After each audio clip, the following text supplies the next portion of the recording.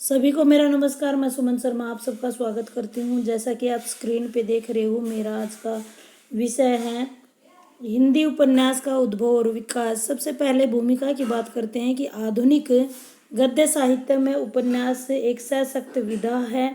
हिंदी उपन्यास अंग्रेजी हिंदी उपन्यासों पर अंग्रेजी और बांग्ला उपन्यासों का बहुत ज़्यादा असर है। अंग्रेजी और बांग्ला उपन्यासों की लोकप्रियता के कारण ही हिंदी उपन्यासों का श्री गणेश हुआ। जैसा आप लोग जानते हैं कि हिंदी में सबसे पहले वंशीधर ने थॉमस डे के उपन्यास सैंडफोर्ड एंड मार्टन और डॉक्टर जॉनसन के उपन्यास रसेलाल को हिंदी का में अनुवाद किया। सबसे पहले उपन्यास का अर्थ जान लेते हैं। उप प्लस न्यास। उप प्लस न्यास। उप का मतलब होता है समीप और न्यास का मतलब होता है रखी हुई, यानी समीप में रखी हुई जीवन से संबंधित कोई वस्तु के बारे में जानकारी एकत्रित करना या समग्र जीवन की यथार्थता का वर्णन करना ही उपन्यास कहलाता है। प्रथम उपन्यास की अगर बात करें, प्रथम मौलिक उपन्यास हिंदी साहित्य में प्रथम मौलिक उपन्यास दो उपन्यासों या रचनाओं की चर्चा की जाती है। श्रद्धाराम फुलोरी ने सन 1877 में भाग्यवंती नामक उपन्यास लिखा, जिसकी प्रमुख प्रवृत्तियां सुधारवादी थी। लाला श्रीनिवास ने सन 1882 में परीक्षा गुरु नाम का उपन्यास लिखा, जिसमें उपदेशात्मक प्रवृत्ति को लेकर लिखा। आचार्य रामचंद्र शुक्ल ने परीक्षा गुरु को ही प्रथम मौलिक उपन्यास स्वीकार किया, किंतु इसमें सारे जो हैं उपन्यास के तत्व विद्यमान थे, इसलिए इसे प्रथम उपन्यास माना जाता है। यानी किसे माना जाता है? 1882 में लिखा हुआ परीक्षा गुरु, जो कि श्रीनिवासन दास द्वारा लिखित है। और ये किसने कहा है? शुक्ल जी के अनुसार। उपन्यास का विकास क्रम की दृष्टि से अगर हमें उपन्यास को समझना है तो इसके सबसे पहले हम उसको बांट लेते हैं। वो भी देखिए 5 प्रकार से इसको बांटा जाता है। प्रथम है प्रेमचंद पूर्व हिंदी उपन्यास, दूसरा है द्विवेदी युगीन हिंदी उपन्यास, प्रेमचंद युगीन हिंदी उपन्यास और प्रेमचंद्रोत्तर हिंदी उपन्यास। इसका मतलब प्रेमचंद के बाद का और आधुनिक कालीन उपन्यास। चलिए पहले हम प्रेमचंद युगीन उपन्यासों का जिक्र करते हैं। यह उपन्यास का प्रारंभिक चरण था। अभी उपन्यास विधा अपना स्वरूप ग्रहण नहीं कर पाई थी। इस काल में उपन्यासों का मूल स्वर सुधारवादी व उपदेशवादी था, जिनका मुख्य उद्देश्य पाठकों का मनोरंजन करना था। पंडित बालकृष्ण भट्ट ने रहस्य कथा नूतन ब्रह्मचारी नाम के उपन्यास लिखे, जिसका मूल स्वर जो है सुधारवादी व उपदेश मूलक था। लज्जाराम मेहता ने बिगड़े का सुधार आदर्श हिंदू उपन्यास लिखे, जिसमें सामाजिक बुराइयों के परिणाम और उपदेश आचरण किया गया। देवकी नंदन खत्री ने चंद्रकांता, भूतनाथ, काजर की कोठरी आदि तिलिस्मी और अय्यारी उपन्यास लिखे। कहते हैं देवकी नंदन जी के उपन्यासों को पढ़ने के लिए बहुत सारे दक्षिण भारतीयों ने और विदेशियों ने हिंदी सीखी। गोपाल राय गहमरी ने जासूसी उपन्यासों की शुरुआत की, जिसमें सरकटी लाश, जासूस का भूत और जासूस पर जासूसी ये प्रमुख है। ये प्रेमचंद से पूर्व हिंदी उपन्यास हैं। द्विवेदी युगीन उपन्यासों में बहुत ज़्यादा कार्य इसमें नहीं हुआ है।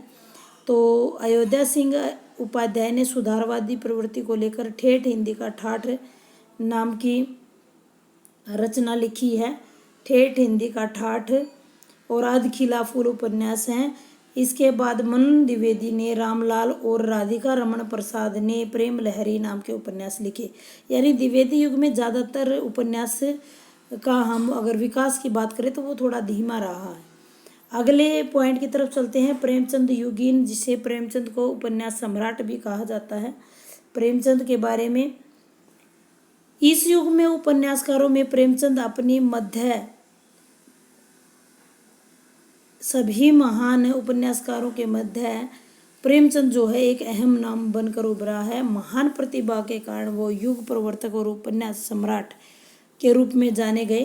पहली बार प्रेमचंद ने उपन्यासों में राष्ट्रीय आंदोलन, कृषक समस्या, विधवा विवाह, अनमेल विवाह, दहेज प्रथा यानी विविध मध्यम वर्गीय समाज को चित्रित इन्होंने किया। सॉरी, ये एक बार थोड़ा सा डिस्टरबेंस इसमें हो गई है।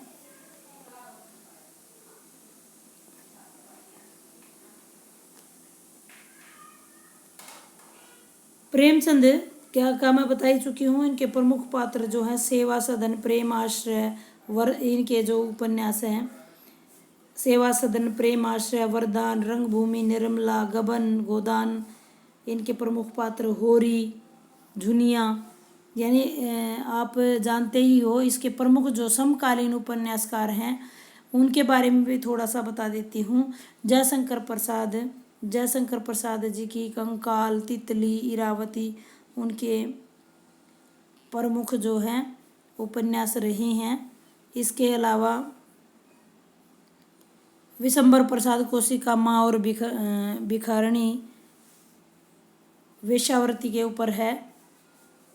इरावती जो है जयशंकर प्रसाद का अधूरा है। चतुरसेन शास्त्री, वैशाली की नगर वधू, वयम रक्षाम प्रमुख इतिहास यानी पुराण से कथा लेकर सामाजिक समस्याओं पर ये लिखा है।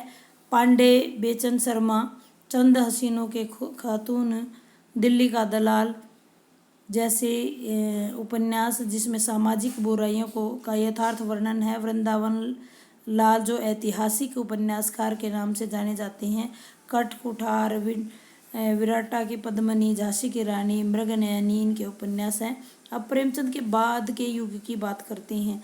प्रेमचंद के उपरांत जो है हिंदी उपन्यास की दिशा में जो है थोड़ा सा परिवर्तन हुआ। वो विभिन्न धाराएं उसमें उत्पन्न हो गई। मनोविश्लेषणवादी उपन्यास, प्रगतिवादी उपन्यास, जो समस्या प्रधान आप इसको कह सकते हो, ऐतिहासिक उपन्यास और आंचलिक उपन्यास। मनोविश्लेषणवादी उपन्यास जो कि जैनेंद्र ने मानव मन की उलझनों, गुत्थियों, शंकाओं, कुंठाओं को सुनीता, त्यागपत्र, कल्याणी के माध्यम से हमारे सामने स्पष्ट किया। वहीं इलाचंद्र जोशी ने जहाज का पंछी जैसे उपन्यासों का प्रणयन किया। अज्ञे ने मनोवैज्ञानिक जैसे शेखर एक जीवनी, अपने अपने अजनबी उन्होंने लिखी। दूसरा पॉइंट इसका प्रगतिवादी उपन्यास या समस्या परक उपन्यास या सामाजिक उपन्यास आप इनको कह सकते हो। यशपाल ने सामाजिक राजनीतिक परिस्थितियों का चित्रण करते हुए बहुत सारे उपन्यासों का वर्णन किया। देश विभाजन की समस्याएं भी इसमें आई। इसमें अमिता, झूठा सच, अमृतलाल नागर का अमृत और विष, महाकाल, मानस के हंस आदि लिखे गए जिसमें भारतीय समाज की विचारधारा का प्रणयन हुआ। ऐतिहासिक उपन्यासों में वृंदावन लाल और हजारी प्रसाद द्विवेदी ने इतिहास और कल्पना का सुंदर सम्मिश्रण किया है।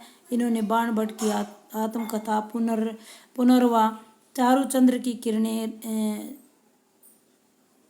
चारुचंद्र लेखा, ये याद करने के लिए मैं बता रही थी, चारुचंद्र की किरणें हजारों बार मिल रही यानी ट्रिक के माध्यम से आप इनको याद कर सकते हैं।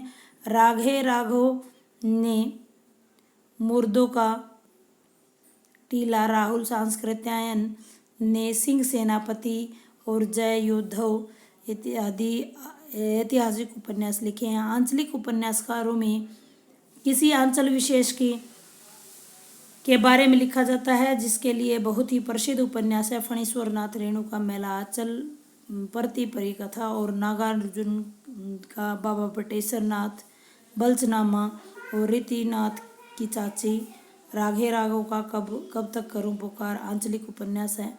अब आइए आधुनिक उपन्यासों की बात कर लेते हैं। आधुनिक उपन्यासों में एक नवीनतम धारा जो है शुरू हो गई। आधुनिकता बोध के उपन्यास हम इनको कह सकते हैं। औद्योगिकरण के परिणाम स्वरूप जीवन के बदले हुए स्वरूप, अकेलापन, निराशा, कुंठा आदि जो त्रासदी थी वो उपन्यासों में उभर कर सामने आई। मोहन राकेश का अंधेरे बंद कमरे में आधे अधूरे, राजेंद्र यादव का उखड़े हुए आदमी, मन्नू भंडारे का आपका बंटी, भीष्म साहनी का तमस, रुकेगी नहीं राधिका जैसे उपन्यासों की आधुनिकता बोध दिखाई देती है। निष्कर्ष के रूप में मैं आपको कहना चाहूँगी कि उपरोक्त विवेचन से स्पष्ट होता है कि जो उपन्यास विधा है वो अत्यधिक प्राचीन है, लेकिन उपन्यास ने सुधारवादी उपदेशात्मक प्रवृत्ति को पार करते हुए यथार्थ से जुड़ने की एक लंबी यात्रा प्राप्त की है। आज उपन्यास पढ़ने वालों की संख्या जो है रोज की रोज बढ़ रही है। हम कह सकते हैं कि उपन्यास का वर्तमान और भविष्य दोनों ही उज्जवल और सुरक्षित हैं। इस प्रकार से ये एमए हिंदी वालों के लिए और बीए सेकेंड ईयर के विद्यार्थियों के लिए बहुत ही ज़्यादा लाभदायक है। उम्मीद करती हूँ छोटे से वीडियो के माध्यम से आपको जानकारी अच्छी और सारगर्भित जानकारी आपको मिली होगी। धन्यवाद।